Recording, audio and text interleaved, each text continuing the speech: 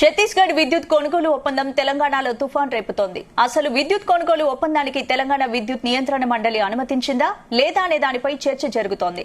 రాష్ట్రం నుంచి యూనిట్ కు ₹3.90 చొప్పున తాత్కాలిక ధరతో విద్యుత్ కొనుగోలు చేయడానికి మాత్రమే ఈఆర్సీ అనుమతించింది. ఛత్తీస్గఢ్ విద్యుత్ కొనుగోలు ఒప్పందాన్ని మాత్రం నాటి నుంచి ఇప్పటి వరకు ఈఆర్సీ పెండింగ్ లోనే ఉంచింది. ఈఆర్సీ ఆమోదించిన నిర్ణయాలపై న్యాయ విచారణకు ఆదేశించరాదనే ఇంగితం కూడా సీఎం రేవంత్ రెడ్డికి లేదా అని విమర్శిస్తూ కేసీఆర్ జస్టిస్ నరసింహారెడ్డికి రిప్లై ఇచ్చారు. తాజాగా అసలు ఛత్తీస్గఢ్ ఒప్పందానికి ఈఆర్సీ అనుమతే లేదన్న విషయం బయటపడడం విస్మయం కలిగిస్తోంది. దీంతో కమిషన్ను నిందిస్తూ వాస్తవాలను తప్పుదోవ పట్టించేలా కేసీఆర్ ఇచ్చిన రిప్లై లేఖపై కమిషన్ ఎలాంటి నిర్ణయం తీసుకుంటుందనేది ఉత్కంఠగా మారింది.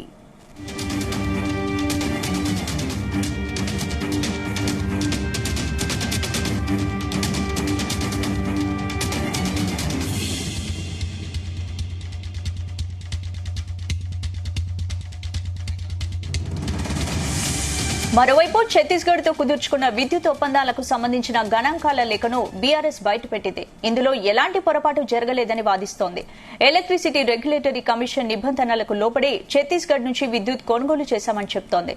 2017 నుంచి 2022 వరకు ఛత్తీస్గఢ్ కరెంటు సరఫరా చేయకపోవడంతో 2083 కోట్ల అదనపు భారమని ఓ పక్క చెప్తూనే మరోవైపు ఛత్తీస్గఢ్ సరఫరా చేసే కరెంటు కంటే తక్కువ ధరకు అప్పట్లో మార్కెట్లో కరెంటు లభిస్తుందని చెప్పడం ఎలా సాధ్యమన్న చర్చ జరుగుతోంది.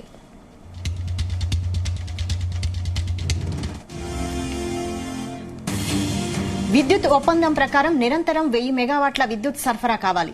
కానీ ఎన్నడూ 1000 మెగావాట్ల విద్యుత్ రాలేదు. సగటున 300 నుంచి 400 మెగావాట్ల సరఫరా మాత్రమే జరిగింది. రావాల్సిన మొత్తం విద్యుత్ రాకపోవడంతో మిగిలిన లోటును పూడ్చుకోవడం కోసం బయట నుంచి కొనుగోలు చేయాల్సి వచ్చిందని ఇప్పటి ప్రభుత్వం అంటోంది. మొత్తానికి అటు బీఆర్ఎస్ వాదన ఇటు ప్రభుత్వ వాదనలో ఎవరిది నిజమో కమిషన్ తేల్చాల్సిన అవసరం ఉంది.